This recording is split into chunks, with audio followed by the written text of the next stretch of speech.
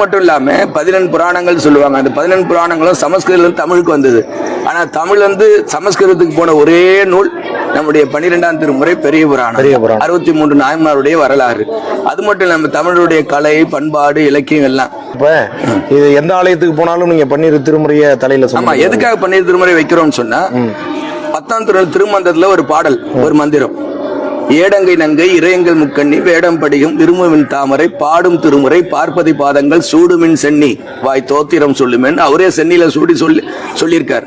அது மட்டும் இல்லாம நம்ம சுரவாதம், அனல்வாதம், புனல்வாதம் செஞ்சார் ஞானசம்பந்த பெருமான் பாண்டி நாட்டுல.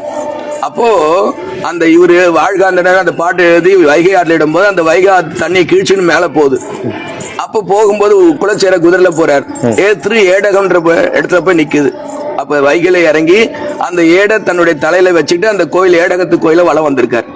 அது மட்டும் திருவாசல் ஒரு பாட்டு வரும், கையால் தொழுது உன் கடற்சேவடிகள் கழும தழுவி கொண்டு எய்யாதென்றன் தலைமையில் வைத்து எம்பெருமான் பெருமான் என்று ஐயா என்றன் வாயால் அரற்றி அழ்சேர் மெழுகப்ப ஐயாற்று. அதில் பாத்தீங்களா, கையால் தொழுது உன் கடற்சேவடி கழும தழுவி கொண்டு போது நாங்க திருமுறை என்ன பண்ணுவோம், எடுத்து கழும தழுவி கொண்டு இப்படி வச்சுப்போம். கழும தழுவோம் பாருங்க, கழும தழுவி கொண்டு எய்யாதென்றன் தலைமையில் வைத்து எம்பெருமான் பெருமான் என்று ஐயா என்றன் வாயால் அரற்றி அழல்சேர் மெழுகப்ப ஐயாற்று அரசை ஆசைப்பட்டேன் கண்டாய் அம்மானேன்னு சொல்லுவாங்க. அதாவது இதை திருவடியா நாங்க நினைக்கிறோம்.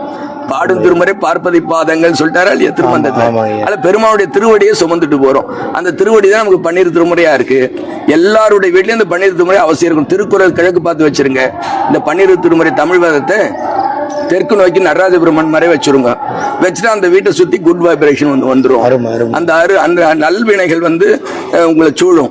சரியா, தீய வினைகள்லாம் உங்களை விட்டு ஓடிடும். துன்பக்கிட்டே வராது. எந்த வீட்டுல திருமுறை வழங்கப்படுதோ தினமும் ஓதப்படுதோ அந்த நூல்ல